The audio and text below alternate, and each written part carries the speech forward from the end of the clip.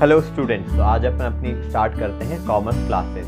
तो अपने पहला इंट्रोडक्शन पार्ट कंप्लीट हो गया है, अकाउंटिंग टर्म्स कंप्लीट हो गया है और अकाउंटिंग टर्म्स जो अपना चैप्टर कंप्लीट हो गया, इसके नोट्स आपको कल अवेलेबल हो जाएंगे। ठीक है, तो आज अपन नेक्स्ट टॉपिक स्टार्ट करते हैं जो है आपका थ्योरी बेस्ड अकाउंटिंग। ठीक है, तो थ्योरी बेस्ड अकाउंटिंग क्या है? इसमें जो आपके अकाउंट्स में कुछ रूल्स और रेगुलेशंस फॉलो किए जाते हैं, तो ये वो रूल्स और रेगुलेशंस हैं। ठीक है, तो ये भी थ्योरी पार्ट है, तो आपके पहले एग्जाम में इसमें से भी 1 या 2 क्वेश्चंस आपके पक्के बनते हैं। ठीक है, तो अपन स्टार्ट करते हैं अपना थ्योरी बेस्ड अकाउंटिंग।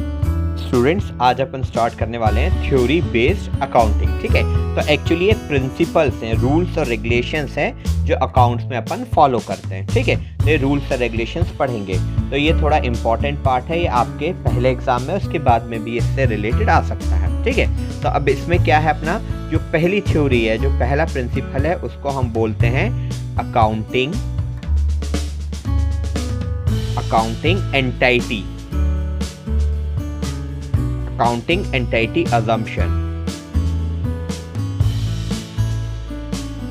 ठीक है, अकाउंटिंग एंटिटी अजम्पशन। अब अकाउंटिंग एंटिटी अजम्पशन क्या बोलता है? ये बोलता है owner and business are different person.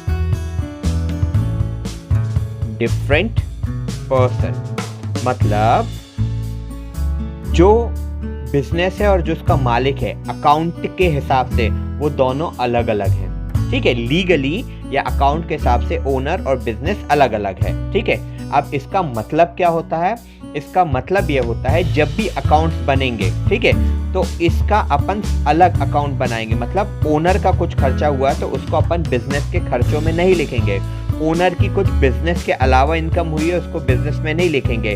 तो अपन जो अकाउंट्स बनाएंगे उसमें सिर्फ बिजनेस से रिलेटेड, बिजनेस की क्या इनकम हुई, बिजनेस के क्या एक्सपेंसेस हुए, वो अपन बिजनेस के अकाउंट में। ओनर का बनेगा तो अलग बनेगा, बिजनेस के इसमें नहीं आएगा। ठीक है, तो मतलब जैसे मान लो ओनर के घर का, जो भी बिजनेसमैन है उसके घर का बिजली का बिल भरा, तो वो अपन बिजनेस के अकाउंट्स में लिखेंगे। जहाँ आपकी फैक्ट्री है, जहाँ आपका गोडाउन है, जहाँ आपकी दुकान है, उसका अगर बिजली का बिल भरा तो ही फिर अपन इसके अकाउंट्स में लिखेंगे। ठीक है, तो पहली चीज क्लियर, ओनर और आपका बिजनेस दोनों अलग होते हैं, दोनों के अलग अकाउंट्स होते हैं। ठीक है, अब दूसरी चीज क्या होती है? Legal entity. लीगल एंटिटी मतलब लीगली हम मानते हैं कि बिजनेस भी एक इंसान है। ठीक है, ये एक आर्टिफिशियल पर्सन है। मतलब जब भी अपन कोई भी अकाउंट बनाएंगे, लीगली कुछ बात होती है तो बिजनेस भी अपने आप में एक इंसान माना जाता है, आर्टिफिशियल पर्सन। ठीक है, आर्टिफिशियल मतलब है नहीं बट लीगली। तो जैसे अगर कोई बिजनेसमैन लोन लेता है, ठीक है, तो बिजनेस के नाम से लोन दिया जाता है, ओनर के नाम से नहीं। जैसे आप अपनी दुकान के लिए लोन ले रहे हो, ठीक है, तो बैंक आपकी दुकान का नाम लिखेगा। ठीक है, आपके गिना आपका ही जाएगा बट वो बिजनेस को लोन दिया गया है। ठीक है, तो बिजनेस के नाम से लिखा जाएगा, ना कि हाँ आप अपने खुद के लिए ले रहे हो लोन तो आपके। ठीक है, तो ये था अपना पहला अकाउंटिंग एंटिटी अजम्पशन, जो बोलता है ओनर और बिजनेस अलग हैं तो दोनों के अकाउंट अलग बनते हैं। बिजनेस के खर्चे ओनर के में नहीं लिखेंगे, ओनर के खर्चे बिजनेस में नहीं लिखेंगे। ठीक है, और बिजनेस अपने आप में एक लीगल एंटिटी, मतलब अपने आप में एक लीगल पर्सन है। ठीक है, आर्टिफिशियल पर्सन है बट लीगली हम इसको एक इंसान बनते हैं। ये हो गया अपना पहला रूल। अब आते हैं अपन दूसरे रूल पे, नंबर 2। ठीक है, तो नंबर 2 क्या बोलता है? Money measurement. ये अपन डेफिनेशन में भी पढ़ चुके हैं। Money measurement assumption. ठीक है, तो मनी मेजरमेंट अजम्पशन क्या बोलता है?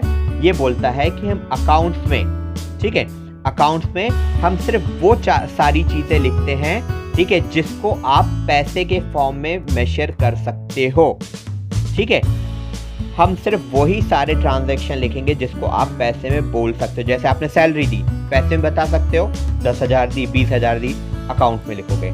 आप बोल सकते हो बिजली का बिल कितना भरा, 5,000, 10,000, आप अकाउंट में लिखोगे। ठीक है, क्योंकि मनी के फॉर्म में। अगर आप बोलते हो आपने सामान बेचा, कितने का, 10,000 का, 20,000 का, 1 लाख का, ठीक है, तो वो सारी चीजें जो पैसे के फॉर्म में कर सकते हो, सिर्फ हम ही उन्हीं को लिखते हैं। ठीक है, जो चीज़ पैसे के फॉर्म में नहीं है उसको आप नहीं लिख सकते। जैसे आपकी दुकान है, ठीक है, लिख सकते हो हाँ। क्यों?